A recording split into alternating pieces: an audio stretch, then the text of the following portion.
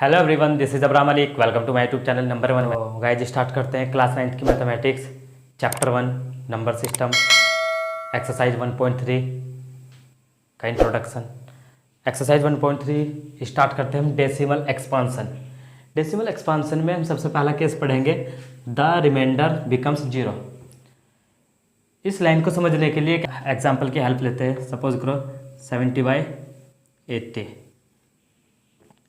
अब इसको जैसा क्वेश्चन हम बचपन में किया ऐसे इस फॉर्म में लाते हैं इसको। इस तरह के क्वेश्चन हमने बहुत किए हैं बचपन में, तो इस क्वेश्चन को सॉल्व करते हैं। 8 8 जा 64, कितना बचा 6,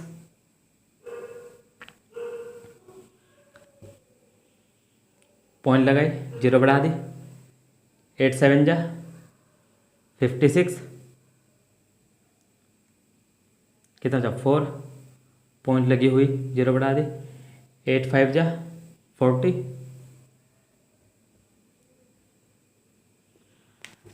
इस लाइन का यही मतलब था, द रिमाइंडर्स बिकम्स जीरो, यानी कि आखिर में ये वैल्यू क्या हो गई, जीरो। पॉइंट के बाद कुछ स्टेप के बाद वैल्यू जीरो हो गई, तो इसको हम ऐसे भी लिख सकते हैं 70/80 को 8.75। जब इस तरह के क्वेश्चन डेसिमल एक्सपांसन में लिखे जाते हैं तो इनको कहते हैं हम decimal expansion terminating. Decimal expansion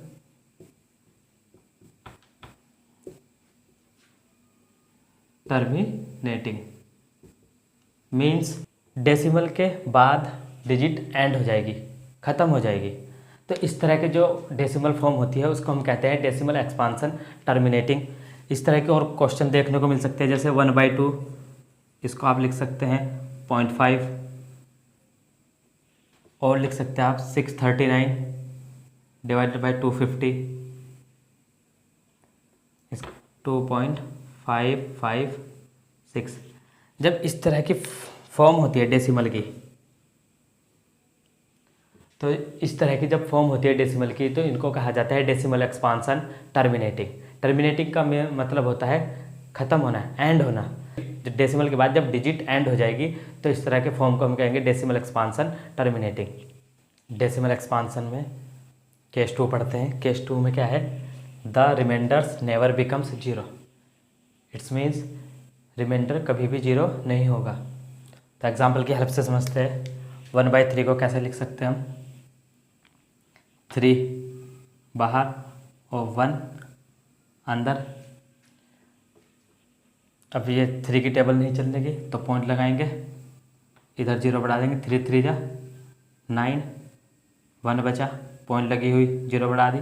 3 3 जा 9, 1 बचा, पॉइंट लगी हुई, फिर से जीरो बढ़ा दी। 3 3 जा 9, फिर से रिमाइंडर क्या बचा, हर बार रिमाइंडर क्या बचता जा रहा, 1। यानी कि इस केस में क्या होगा, कभी भी रिमाइंडर जीरो नहीं होने का, हमेशा 1 1 बचता जा रहा। इस केस को करते हैं 7 बाहर 1 अंदर।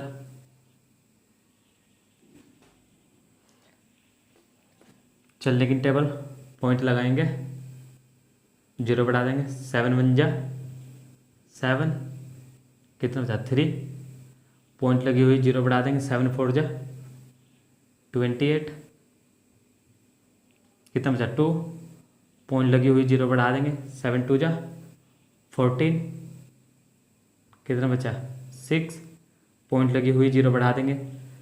7 8 जा 56, 4 बचा, पॉइंट लगी हुई, जीरो बढ़ा देंगे।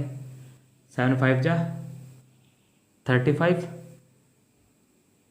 5 बचा, पॉइंट लगी हुई, जीरो बढ़ा देंगे। 7 7 जा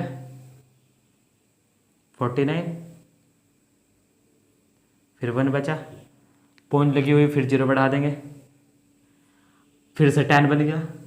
जब टेबल पड़ेगा फिर आएगा 1 4 2 8 5 7, ऐसे ही चलता रहेगा, क्योंकि ये 10 हो गया, फिर से 3 बचेगा, पॉइंट लगी हुई, जीरो बढ़ा देंगे। तो इस तरह इसमें कभी भी रिमाइंडर्स 0 नहीं होगा। जब इस तरह की फॉर्म बनती है डेसिमल एक्सपांसन की, उनको लिखते कैसे हैं? इसको 1/3 को कैसे लिख सकते हैं? 0.3333। तो हम एक बार लिख के जो नंबर रिपीट हो रहा उस पर बार ड्रॉ कर देते हैं। जो नंबर रिपीट हो रहा है उस नंबर पे हम बार ड्रॉ कर देते हैं। ठीक है, ऐसे ही इसमें क्या हुआ? 1/7 का कितना नंबर रिपीट हो रहा? ये पूरा ब्लॉक रिपीट हो रहा 0.142857, फिर से 0.142857। तो ऐसे नंबरों को 0.142857 फिर से ये नंबर रिपीट होगा। तो बार बार लिखने के से हम क्या कर देंगे? जो नंबर रिपीट हो रहा या फिर कोई पूरा ब्लॉक रिपीट हो रहा उस नंबर या ब्लॉक पे हम क्या कर देते हैं? एक बार ड्रॉ कर देते हैं। ये बार इसी बात को रिप्रेजेंट करता है कि ये नंबर बार बार रिपीट हो रहा। तो इस तरह की जो डेसिमल फॉर्म होती है उसको क्या लिखते हैं हम? Decimal expansion non terminating and repeating, और रिपीटिंग को रिकरिंग भी बोलते हैं।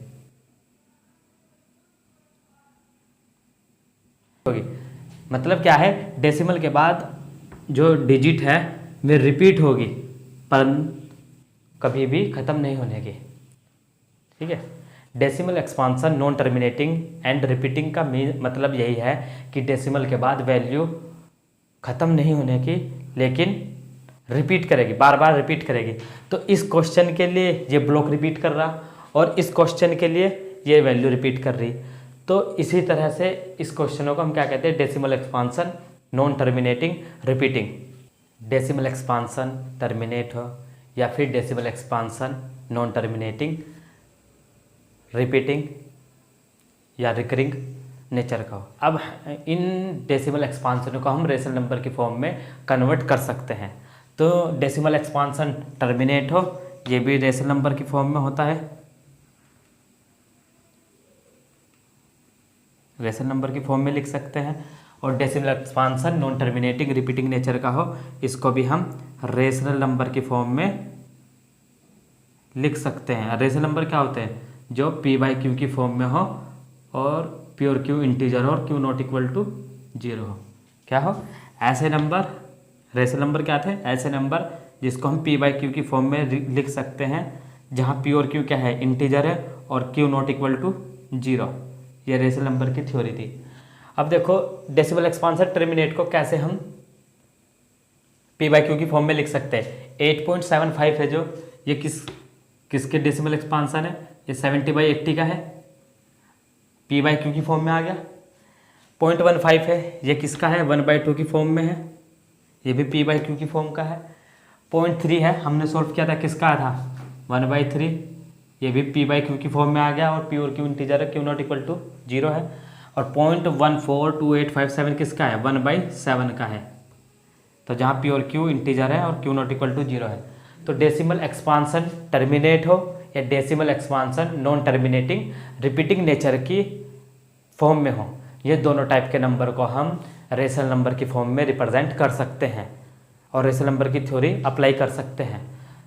Decimal expansion non terminating non repeating, और रिपीटिंग को क्या बोलते हैं? रिकरिंग। इस टाइप की भी एक डेसिमल एक्सपांसन की फॉर्म होती है। इसमें क्या होता है? पॉइंट के बाद ना तो डिजिट एंड होती और ना ही रिपीट होती। जब इस तरह की फॉर्म बनती है तो इसको कहते हैं हम decimal expansion non terminating non repeating. इसमें देखो पॉइंट के बाद ना तो वैल्यू रिपीट हो रही और ना ही टर्मिनेट हो रही, तो इसलिए इसका नाम दे दिया decimal expansion non terminating non repeating. इसमें भी देखो डेसिमल के बाद ना तो वैल्यू रिपीट हो रही और ना ही टर्मिनेट हो रही, तो इसलिए इसको भी क्या दे दिया? Decimal expansion non terminating non repeating. अब इसमें देखो 0.150, 1500, 15000, 15 4 टाइम्स 0, ना तो इसमें पॉइंट के बाद वैल्यू रिपीट हो रही और ना ही टर्मिनेट हो रही। रिपीटेशन का मतलब है जैसे 150 रिपीट हुआ तो 150 ही रिपीट होना था, इसमें एक और एक्स्ट्रा 0 आ गई तो ये एक पैटर्न तो टूट गया, 150 होना था अगर रिपीट होती। तो इस तरह की रिपीटेशन नहीं की, 150 ही तो आ रहा, 150 ही आ रहा नहीं। अगर 150 है तो 150 होता, ये फिर 150 होता 150। तो इसमें क्या हो गया 0.150, 0.15, 0.150, 1500, 15000। तो इसमें भी क्या हो गया, पैटर्न ब्रेक हो गया। तो इस तरह की जो decimal expansion non terminating repeating non repeating nature की होती है, ना तो इसमें पॉइंट के बाद वैल्यू रिपीट हो रही और ना ही टर्मिनेट हो रही। तो ऐसी इस टाइप के जो फॉर्म्स होती है डेसिमल की, उसको कहते हैं decimal expansion non terminating non repeating. और जो ये है 1.414213, ये किसकी वैल्यू होती है, ये स्क्वायर रूट ऑफ 2 की वैल्यू होती है। ये किसकी वैल्यू होती है, ये पाई की वैल्यू होती है। तो यहाँ से हम समझ सकते हैं कि decimal expansion non terminating non repeating type के जो फॉर्म्स होती है उसको 3 तरह से समझ सकते हैं। फर्स्ट कंडीशन, स्क्वायर रूट की जितने भी टाइप के क्वेश्चंस होते हैं जो डेसिमल में एक्सपांसन के बाद ना टर्मिनेट होते ना ही रिपीट होते, उनको हम decimal expansion non terminating non repeating में रखते हैं। एक कांस्टेंट पाई के फॉर्म में होता है पैरामीटर। पाई भी क्या है, एक decimal expansion non terminating non repeating nature का है। और इस तरह की जब इस तरह की जो नंबर होते हैं डेसिमल एक्सपांसन के नॉन टर्मिनेट नॉन रिपीटिंग, इस टाइप के क्वेश्चन को हम क्या किस फॉर्म में लिखते हैं, इर्रेशनल नंबर की फॉर्म में लिखते हैं।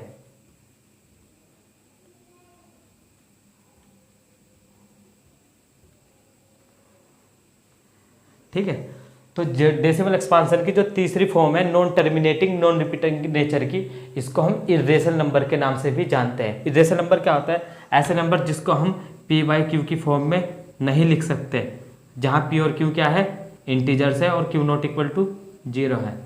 तो जो ये decimal expansion non terminating non repeating nature की जो फॉर्म्स होती है डेसिमल की, इसको हम इर्रेशनल नंबर की फॉर्म में रिप्रेजेंट करते हैं। इसका दूसरा नाम क्या है, इर्रेशनल नंबर। रूट के अंदर नंबर को आइडेंटिफाई करना कि रेशनल है इरेशनल, इस टाइप के क्वेश्चन में भी स्टूडेंट को बहुत प्रॉब्लम होती है। तो इस कॉन्सेप्ट को सीखते हैं कि रेशनल और इरेशनल इन रेडिकल साइन। रेडिकल साइन क्या कहते हैं, इसको कहते हैं रेडिकल साइन, जिसको हम स्क्वायर रूट और अंडर रूट के नाम से जानते हैं। तो रेशनल नंबर देखो कैसे पहचानेंगे कि इस रूट के अंदर या स्क्वायर रूट के अंदर नंबर रेशनल फॉर्म में जाएगा या इरेशनल फॉर्म में। जो ये नंबर है इस नंबर के फैक्टर करो, 2 2 जा 4, 2 1 जा 2, तो क्या बन गया स्क्वायर रूट ऑफ 2 इंटू 2।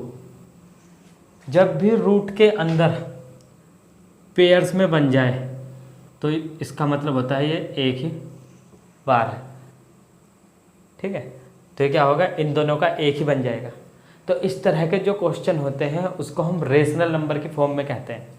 क्यों, क्योंकि इसको हम p/q की फॉर्म में लिख सकते हैं। जैसे 9 के करो फैक्टर, 3 3 जा 9 और 3 1 जा 3, तो इसके फैक्टर क्या हो गए 3 क्रॉस 3, यानी कि जब 9 के फैक्टर करें 3 क्रॉस 3, ये भी क्या बन गया, एक पेयर बन गया, मीन्स एक जोड़ा बन गया। और जब भी इस टाइप के नंबर होते हैं उसको रूट के बाहर सिंपल नंबर की फॉर्म में रिप्रेजेंट करते हैं। तो हम इसको भी p/q की फॉर्म में रिप्रेजेंट कर सकते हैं, इसलिए ये क्या हो गया, रेशनल नंबर की फॉर्म में होते हैं। जैसे रूट 16 को कैसे लिख सकते हैं हम, 4 क्रॉस 4, तो ये भी एक पेयर की फॉर्म में है, तो इसको भी 4 लिख दो, तो ये भी क्या हो गया रेशनल नंबर। जब रेडिकल साइन के अंदर कोई भी नंबर, जब स्क्वायर रूट के अंदर कोई भी नंबर पेयर्स की फॉर्म में बनता है तो वो एक सिंपल नंबर की फॉर्म में रिप्रेजेंट कर देते हैं। तो इस टाइप के जो क्वेश्चन होते हैं हम उनको रेशनल नंबर कहते हैं। अब सपोज करो क्वेश्चन नंबर 2, जब 2 के फैक्टर करोगे 2 1 जा 2, तो इसको क्या करा 2 के पेयर नहीं बने तो स्क्वायर रूट ऑफ 2 की ही फॉर्म में लिखा जाएगा, क्योंकि इसके अभी भी स्क्वायर रूट ऑफ 2 यानी कि रेडिकल साइन प्रेजेंट है। जब तक नंबर पर रेडिकल साइन प्रेजेंट होगा और उसको हम रेडिकल साइन को रिमूव नहीं कर सकते, तो इस टाइप के जो क्वेश्चन होते हैं उसको हम इरेशनल नंबर की फॉर्म में रखते हैं। तो इसलिए √2 भी इरेशनल नंबर है, √3 भी इरेशनल नंबर है, √5 भी इरेशनल नंबर है। ठीक है, तो जब भी हम कभी भी नंबर्स पर रेडिकल साइन रिमूव नहीं कर सकते तो इस टाइप के क्वेश्चन को हम क्या कहते हैं, इरेशनल नंबर कहते हैं। √4 से हम रेडिकल साइन रिमूव करके 2 बना सकते हैं, इसलिए रेशनल नंबर की फॉर्म में आया। √9 से रेडिकल साइन को रिमूव कर सकते हैं, इसलिए 3 बना। √3 से हम रेडिकल साइन को रिमूव नहीं कर सकते एक इंटीजर की फॉर्म में, तो इसलिए ये एज इट इज़ ऐसे ही लिखा गया। और इस टाइप के जो क्वेश्चन होते हैं इनको हम इरेशनल नंबर की कैटेगरी में रखते हैं, और इस टाइप के क्वेश्चन को हम कैसे में रखते हैं, रेशनल नंबर की कैटेगरी में। आई होप आप लोगों को ये लेक्चर पसंद आया होगा और समझ आया होगा। अगर लेक्चर से कुछ भी आपको सीखने को मिला है तो प्लीज़ चैनल को सब्सक्राइब करें और वीडियो को ज़्यादा से ज़्यादा शेयर करें। Thank you.